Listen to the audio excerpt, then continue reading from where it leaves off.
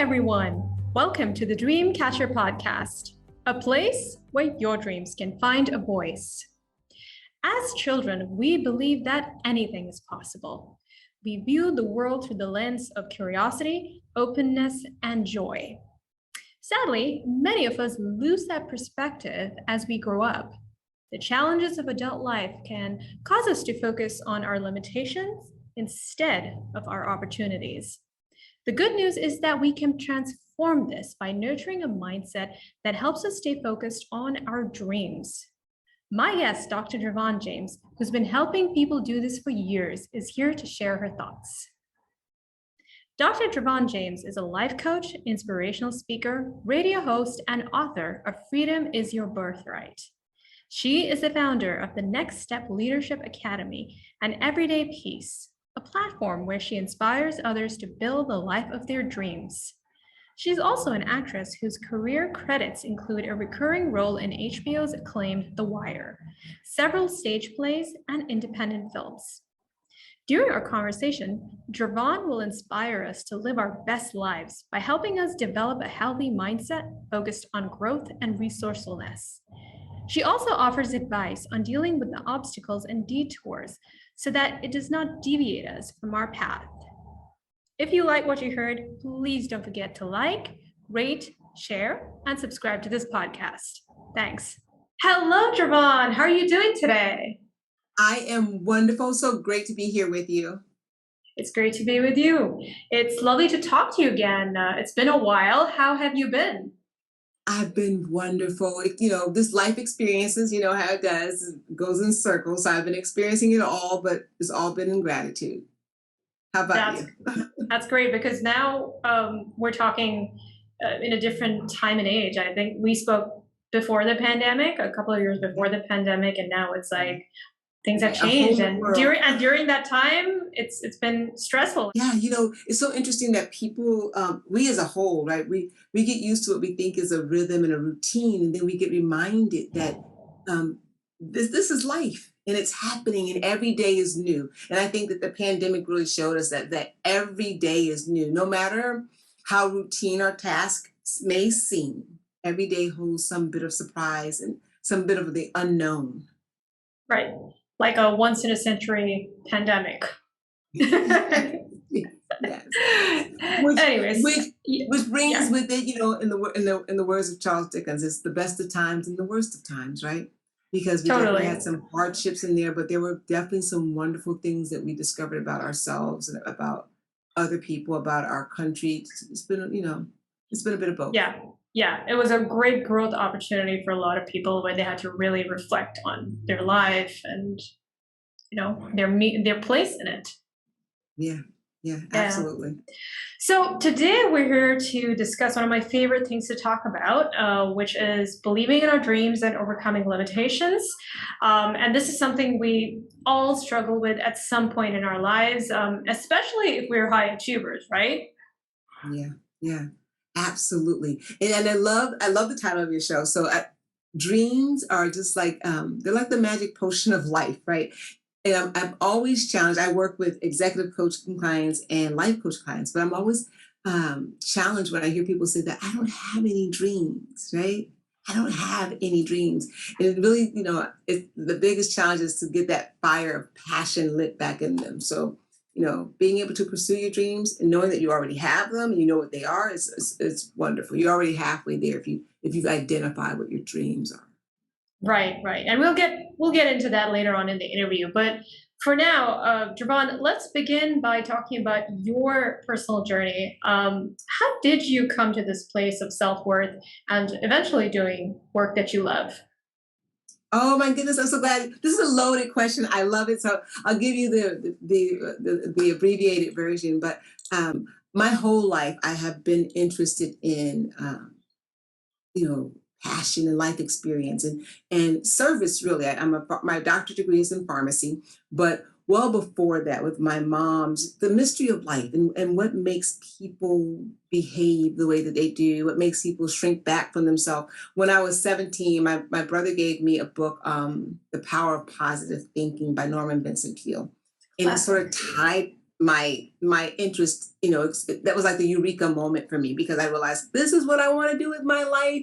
I want to be able to help people connect to their inner self and live from the inside out and not be so swayed by what the external world shows them, but to be more aware of their influence on the external world. So that journey for me started way back in the beginning, but consciously at the age of 17, that's when I knew. Like I knew this is what I wanted to do. I didn't even know what it was called, actually. I didn't know I wanted to be a life coach. I didn't know if I wanted to be a motivational speaker, inspirational speaker. I had never really heard those terms before. But at the time, I had just been accepted to pharmacy school. And it was a great way to be of service to people. But I knew that that was service on a different level, that I was looking for something different. I did finish, become a pharmacist, obviously. But along that pathway, I kept studying everything that I could get my hands on. For what I call peace, studying peace. And that definition evolved for me over the years, but it led me to the place that I am at now, which is life coaching, executive coaching, inspirational speaking and writing. Just really anything that I can do that helps people to reconnect with themselves and give of themselves the best of themselves to the world and have their best life experience. Oh, that's beautiful. Were there any key events that led you down this path? Because I know that some people, they go through, those dark phases, or they go through a really challenging phase in their life, and then they kind of look for that guidance that can help them find their way back.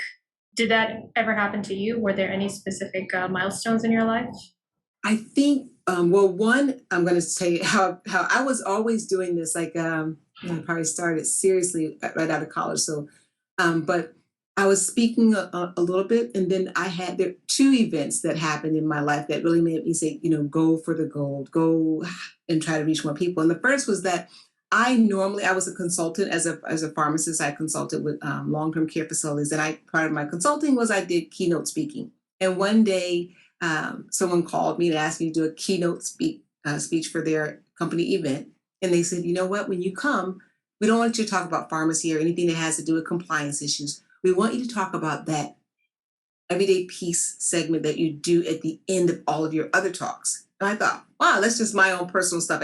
It was what I did to kind of energize and the medical staff. It's a really difficult profession. I just wanted to give them something to think about. And they wanted me to do a whole hour on that. And I said, wow, this is really, really resonating with people. It's really helping people. So that was my first cue that I should go more deeply into it. But then in 2015, my life as I knew it changed. I've been married for 20 years, and it was apparent that my marriage was coming to a very quick end.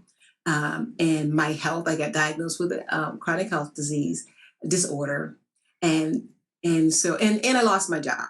So all in the same year. Imagine Wow. that, right? That's a perfect storm of events. My goodness. Right? Yeah. Imagine that all in the same year. So, and in Everyday Peace, I talk about the pyramid: health, wealth, and relationships. Well, my health was gone, and I lost my job, and my most, I guess, precious relationship to me was dissolving. And it was in that moment that I started becoming more self-aware. And I said, how are you still having this zest and zeal for life? Where is this coming from? Where is this positivity coming from? And I had my down days, I really did. But where is this overall zeal for life? Where's the stream of this? And I realized it was in gratitude, and it was in the practices that I was doing every day that I was teaching, but I hadn't been teaching it on a larger scale. And that's when I decided that I was going to make this my full-time vocation, if you will. My absolute passion was to teach people that their happiness comes from within.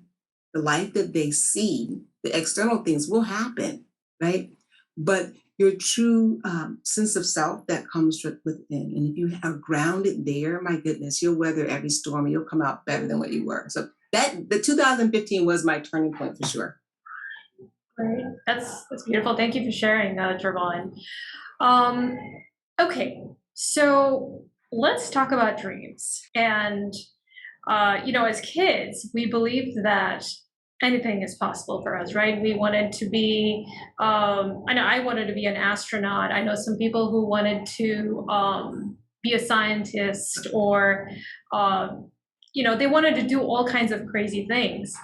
But then as they grew older, they changed their mind and they started focusing on what feels like a sensible thing to do, especially when it comes to their career.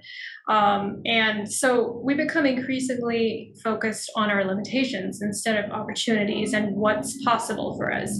So why do you think that happens? And it's so interesting because if you think about it, and I'm a parent, I have two children. One just graduated from undergrad on her way to grad school, and one's in undergrad. And so I'm guilty of this. This is not me being critical. But I think as a parent, one of the things that we constantly teach our children is one, what's going to be your act of service, right? What are you going to give, right? And two, how are you going to take care of yourself? And as parents, we worry all the time, right? How are you going to take care of yourself? How are you going to make good decisions? And we want to make sure that when we're doing those things, when we're teaching those things to our children, we're teaching it in a way that says, you can do, right? Instead of be careful, that might not work, right? So I think a lot of that has to do with it. It's just, how in our loving way as parents, how we really want the best for our children. Sometimes out of fear we parent, we want to kind of switch that to out of love of anything's possible from the greatest, most positive standpoint. And then what also happens as we continue to grow in life too, we are not really taught how to affirm ourselves, right?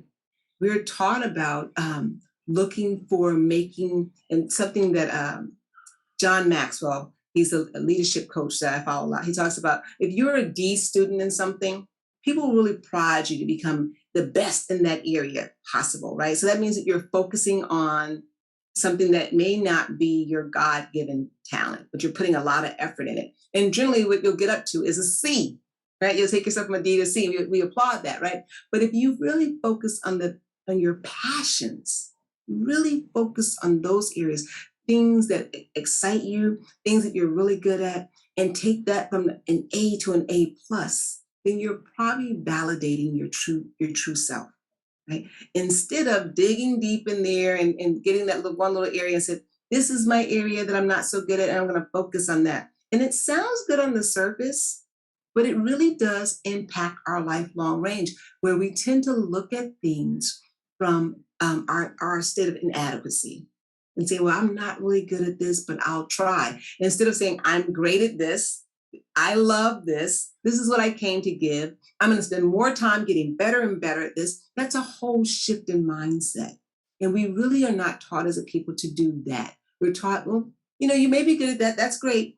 But look here, this area is not so good. Spend some more time on that. And I'm in no way advocating for us not being our best self. I'm just saying most of our attention should really go to the things in life that really excite us, our passions. And from there, we'll live this life of wonderment, this life experience that not only enhances the lives of others, but lets us live at our highest state instead of at the mediocrity level. Yeah, I love that. And that's why I think parenting is so important when it comes to this, because we need someone who can actually spot our talents and to actually take a vested interest in our growth. Having a parent or some kind of mentor who can show us the way and it can help us identify our gifts and what we're passionate about, I think that is really essential, and it really helps you get a head start in life, because I've seen people who have been, super successful in whatever they're doing. They've had that guidance early on in their life. And I'm sure you have seen it too. So Yeah. yeah, that's a very good point you make. That's so interesting too. You mentioned about guidance, and I wanted to say this: even as parents, right? We get to this point where we're mentoring. That's what parenting is, that ultimate mentoring position, right? Yeah. But also to remember that we also have to continue to grow. We also have to continue to fuel our passions, and so therefore we should be having someone who's mentoring us too. Never in this lifetime. There's an abundance of people on the planet Earth. Thank goodness, and thank goodness for all this technology that we have. There's no reason why we should not have a team of people that are helping us to walk in our chosen destiny. We should always have that. We should be looking amongst our community, worldwide even. We have this beautiful internet, and finding someone who we'd like to learn from, or who we'd like to have as an accountability partner to make sure that we don't get stagnant. There are so many mothers groups and all that kind of things and parent groups and wonderful ways to be a better parent, but it starts with being a better you. Yeah, and as you say that, I was remembering this visualization exercise that Napoleon Hill, you've probably heard of him, right? He wrote Think and Grow Rich. He Yes. recommended having these imaginary mentors, picking people, living or dead, who's really, really inspire you. Do this kind of exercise where you're visualizing having a conversation with them. Have you heard about that? Absolutely. So I'll tell you a few of mine. So Louise Hay is like, I have her as a mentor in my head. Like I've read a lot of her books. I thought, oh gosh, just fell out my, Wayne Dyer also, Oprah Winfrey, Iyanla Van Zant, right? These are people that I think Those are I good constantly, mentors. right. Those are great mentors, right? And I constantly look to wisdom that I have read or interviews I've seen them do, and think about, okay, this is what I learned. And of course, Wayne Dyer and Louise Hay have made their transition, Yeah. but Oprah Winfrey is still here. Yana Van Zant is still here, and so I can log on, see what they're talking about, and I'll tell you, a lot of times if I'm struggling with something, I'll go and in that moment, something will pop up on my feed. And, oh my gosh, they're addressing that exact topic. And then, of course, I have my peers, people, women who have lives similar to life that I have, Yeah. that are in the field that I have, and people who have different lives that I reach out to, and can put my hands on and ask questions to. It's so important. And it's our responsibility. I frequently say that we are the CEO of our own life. Put your team in place. Don't try to do this alone. There's so many different obstacles and distractions that could come up. You want to make sure that you are putting together a team that is supportive of you, your growth and Right. development, and helping you to heal where you are. And you only can do all this stuff through self-awareness. There's so much work with self-awareness. Exactly. And this is a good segue to my next question. Of course, having a support team really helps as you deal with these detours. But are there any other ways that you have found to be effective in dealing with, the ups and downs of life? Oh, all those little distractions that don't seem so just little when you're in the middle of them, right? But yes, and let me just tell you that an everyday piece in the philosophy that I develop, I teach my clients that to view life differently, to view these distractions differently. And this is the concept that I have, is that everything that showed up in your life, absolutely everything in this moment, in this day, the wanted and the unwanted, has shown up for one reason, and that is to bow down and serve you as you consciously move towards your next level of greatness. So that's its purpose, right? But remember, I said you are the CEO of your life. You get to decide how you're going to use that thing that's unwanted, right? That showed up in your life. You get to decide whether or not this will be the end of me. This will ruin my day, right? Or, this will cause me to get curious. I'll go ahead and feel all my emotions because we want that, right? We want to feel those emotions, even though they're sometimes uncomfortable. We do want to experience those emotions and let that happen. But we're not going to lose sight of the fact that this event, this circumstance, this whatever it is, has shown up for one reason. And that's to serve me, to help me get to my next level of greatness. I may not know how. Right? I have to spend a whole time figuring out how. What I have to do is say, I am willing to learn. I am willing to be present, and I'm willing to learn.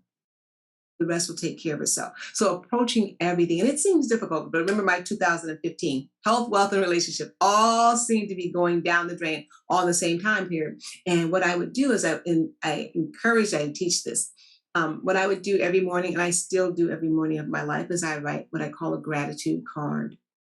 The first thing I do in the morning is I open up my nightstand, I pull out a little index card and a pen, and I write down on one side of it 3 things that I'm thankful for that happened the day before. They already happened. I'm just acknowledging them. That's my honoring the past, right?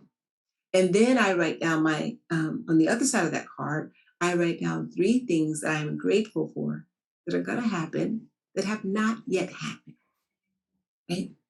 And that's my intention. That's me setting the intention for my day.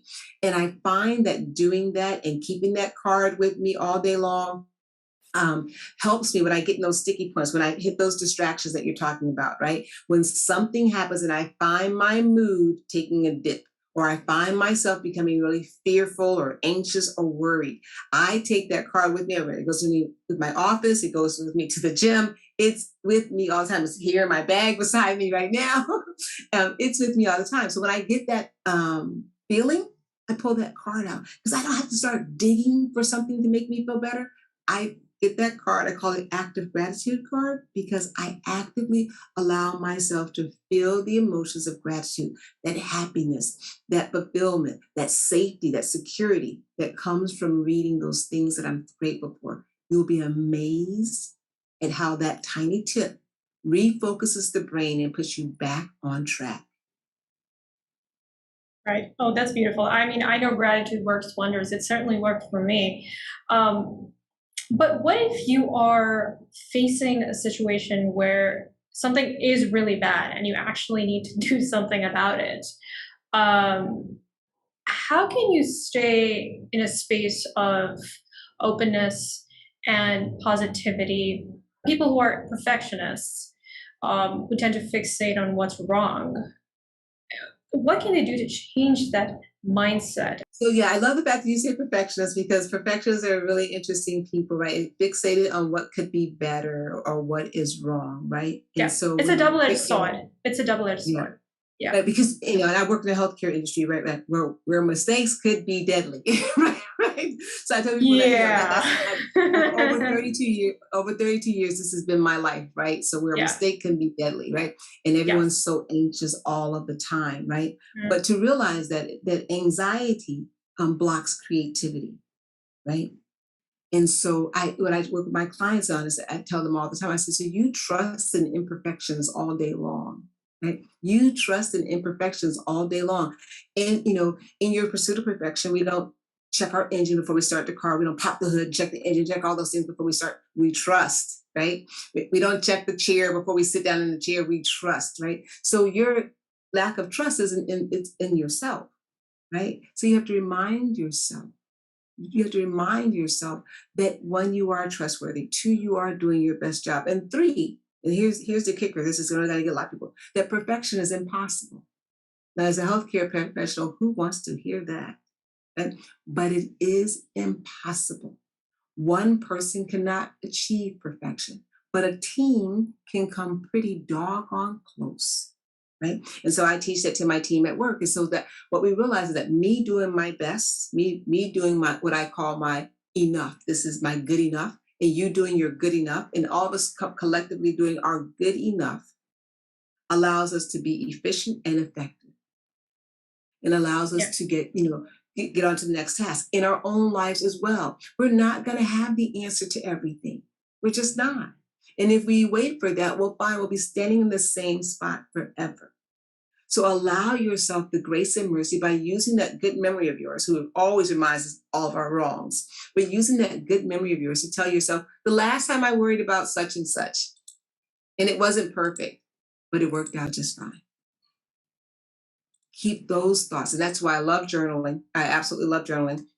I encourage that. But use the past for that reason, to remind yourself of how you worried before about something similar like this and how you didn't have the answer then. But how now you stand as the victor over that situation because you're telling us the story about how you worried about it. And you're still here. You're still here. You're still okay. So remind yourself of that. Keep your mindset is so very important. I can't overemphasize that. The story that you tell yourself about the situation becomes your reality. There's this saying, the problem is not the problem. The problem is that your attitude about the problem. Right? Have you Yeah. heard that It's the one? story. Yeah, right, absolutely. Yeah. It's the story that you tell yourself, right? Yeah. This is the worst of times, or this is the best of times. It's the same times, right? Mhm. So you go through there, and you're right. Sometimes and I go back to my 2015, real problems for which you need real solutions, for which you have Yeah. none right now, right? And it's still going to be okay. You've got to tell yourself that story. And our brain loves to go to the past. So when it goes to the past, start picking up the times of, oh, yeah, I worried about this. Oh, my goodness. look at how that worked out just fine. I'm still here. I'm still okay. I'm still I doing know. my And best. as you get older, you have a bigger archive, and that helps. I know it helped me, Yeah, after I hit absolutely. 35, and I'm like, yeah, been there, done that, Yeah. Oh my gosh. And so I mentor students too. I'm a preceptor for students. So I had a new student start today. And, you could see all the worry on their face. And I think to myself, well, I've been doing this for over 32 years. I can tell you that what you're worried about today, you'll be fine. It Yeah. seems so huge, right? It seems so huge. And you want to do your absolute best. And that's it. That's what's required, to do your absolute best. But to continue to be loving and kind to yourself in the process. Yeah, and that can be a challenge to do during our the age of social media, where we can see people living this, idealized life. I mean, at least it appears to be idealized. We don't know what's really happening. So I think that's like an added pressure that a lot of people have to deal with. Yeah, and it's so interesting because I love social media, but we do have to take our breaks from social media. But the thing about Yeah. social media is that it's designed to comfort us, right? People put their best, and no one comes on there and says and puts their argument with their spouse on there, right? They put the loving Valentine's Day because it inspires us. But we have to know in our adult minds, which is why we Mhm. limit these technology things to children, right? We say, okay, you only can get on for an hour a day. But in our adult minds, in our adult spaces, we've lived long enough to know that life is balance. That where there appears to be harmony, there also appears to be disharmony in people's lives too. They cycle just like you do. Just like you do. But they put up these wonderful images, not for us to get jealous of, but to encourage us that this part of life is going to cycle back around. It is, right? That's the hope and the encouragement. Now we choose to, right? We choose to look at it, and it's all a choice, and say, oh, nothing ever bad happens to her. Every time she Oh, they posts have more likes, they have more yes, followers. right. And Yeah, it means something to us, right? yeah. We feel that means something. Oh, 500 people liked her and only 5 people like me. What does that mean? Do you like you? Start Well, that there. can literally mean I'm not good enough. Right. Well, and not good enough for whom? Right? You have to think about Yeah, all of that, right? Because yeah. if you help one person, I assure you do, with your smile, your presence, your giving, you do. Is that one person not worthy of you? Of course. Of course. The strength, the magic is in what you do in authenticity, not in the numbers that you reach. We're all here to Oh, reach certain yeah. people, So well right? said. Yeah, Yeah, yeah. So that is be so true. comforted, be comforted. And I know there's a tendency, myself included, you look at me, so, oh my gosh, and then you just have to calm down. Yeah, the reason I ask is because I know that this is an issue a lot of people face. I mean, I wrote an article about it and people really resonated with it. It was about feeling threatened about other people's success. And I think the reason why it got a lot of hits is because people are actually, feeling insecure because of the world of social media. So I always like to ask experts who are on the show their take on it and what they would recommend. Yeah, and I love that, right? And it's all perspective. Again, we get to tell ourselves what 500 means versus 5, right? Mhm. We get to do that. We get to decide, where is my sense of service, right? What does that mean to me? Make it really personal to you. And a lot of times we fixate on someone winning and someone losing, right? That's such a false perceptive. There is no lack, right? There is the number 500 and the number 5. And I know a lot of times people say, well, it translates to money, right? It translates to money. Maybe, Especially if you're an influencer. right? Maybe. But one great client, and I'm in the business of acquiring clients for what I do. One great client, right? Which introduces you to another high profile client, is better than 500 clients, 500 likes who no one ever buys. Quality over quantity is what you're saying. Yes. Yeah, Yes, quality over quantity. Keep being your most authentic self. You'll rise to your level of success. I agree. I agree. And do work that you love. And you actually say that not pursuing what we feel called to do deprives our families, communities, and the world. Could you please say more about that? Oh my, this is one of my favorite things. So I'll start with my own personal story. So I became a pharmacist. I got a doctorate degree in pharmacy, and people always ask me, how did a pharmacist become an actress or become a life coach? And I said, really, it's the opposite way around because my passion was in the arts. I was good in math and science. So I did math and science because my mom wanted me to. And I absolutely love helping people. But I pursue my passion because, which is the arts and life coaching and speaking, because I know that when I do that, when one person watches me pursue my passion, it lights fire and confidence in them to pursue their passion. It's not just for me. It's for the one person that I may not even know his or her name that's watching and says, oh my gosh, if she could do that, I could do that. So that's one reason. And then there's also the fact I just talked about before is that if I reach one person, and I know that I have, one person who says, my life is better because I met you, because you said this to me. And if I hadn't pursued my passion, that I would have never reached that person. Not that that person would have never been reached, but I do believe, and this is my belief, that when you do your passion, there are people on this planet who are waiting.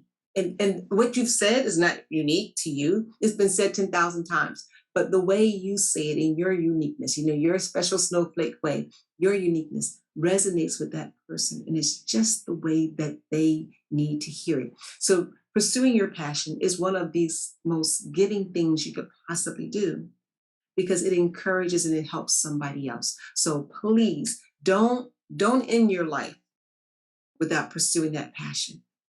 The love, you have no idea. We think we know what success is defined as, right? Until you get that email or that letter of that person who says to you, this was the day that I was deciding to do something totally destructive in my life. And then I heard your interview or I read your article or someone introduced.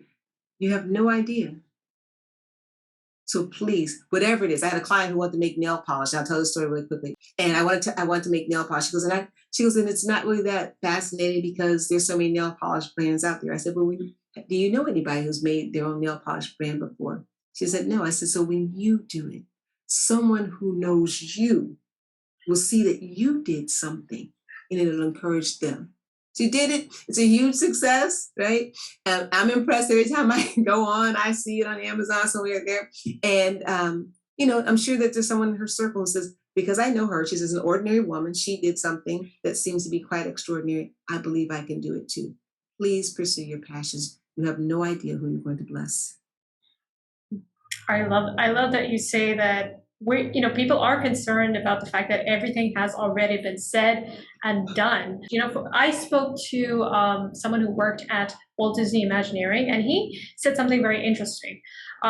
He said that we all have a unique point of view based on our life experiences, our interests, and we should bring that all in in whatever form of work that we do. I mean, as a content producer myself, I'm always concerned about the things that I write. I'm like, okay, there are like a gazillion people have written on this topic, but I know that I have to be able to tell myself that my own perspective on it, my own take on it is not going to be like theirs, and then I should do it anyway.